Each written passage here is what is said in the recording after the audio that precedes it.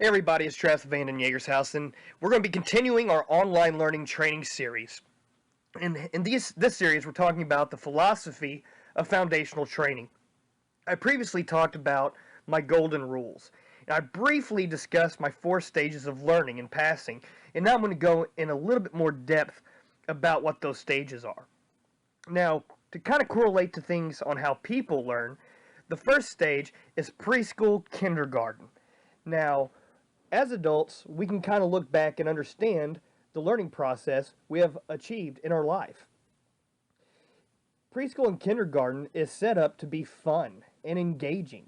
It's new environments, and there's things that stimulate our brain. There's a lot of recess, a lot of playing, and a lot of toys.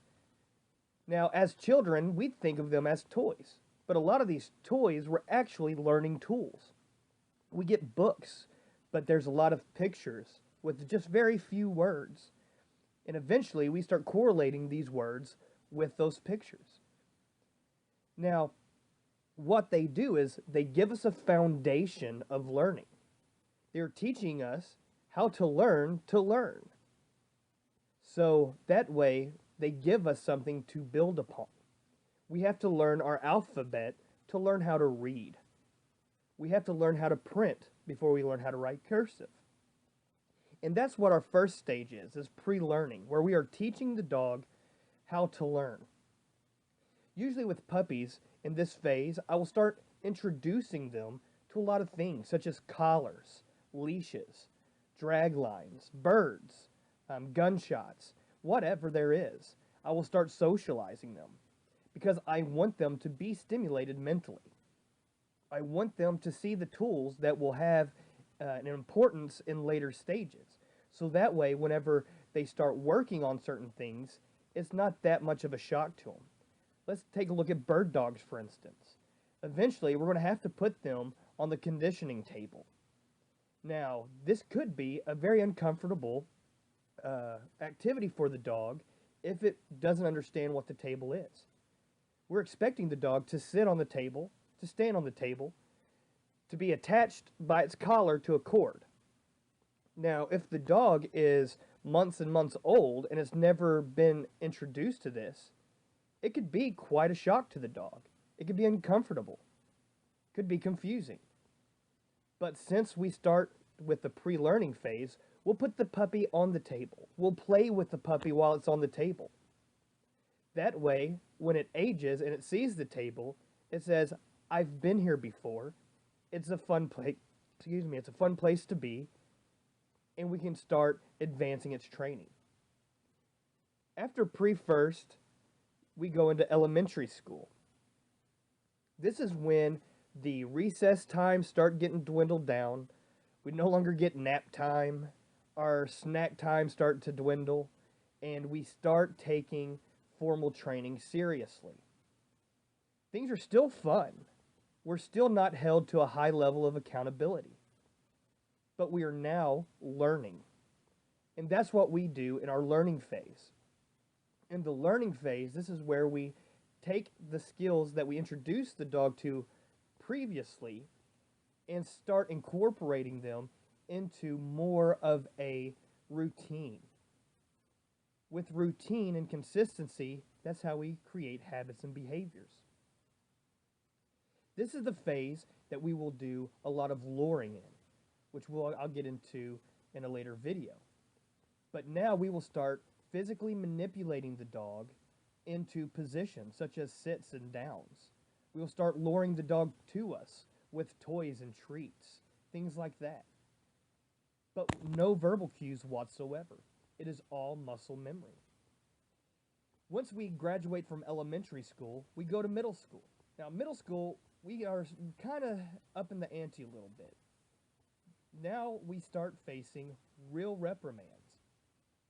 Now, as adults, we know that they are still adolescent children, and we can't punish them too severe or they can become apprehensive. So we have to do things that's age appropriate. But we still have to make sure that they are progressing their learning, that they are taking their education more seriously, that they're starting to understand what is to be expected of them. That's why our next phase is the understanding phase. They've already learned sit down, hear, heel commands through muscle memory. Now we want them to start understanding them in context. This is when we start putting things on hand cues.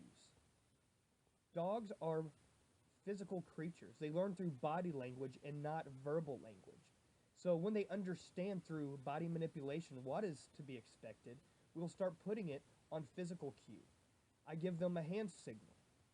Once they learn that this certain hand signal means sit, this certain hand signal means down, we can start moving them more and more into positionings. Then we move to high school.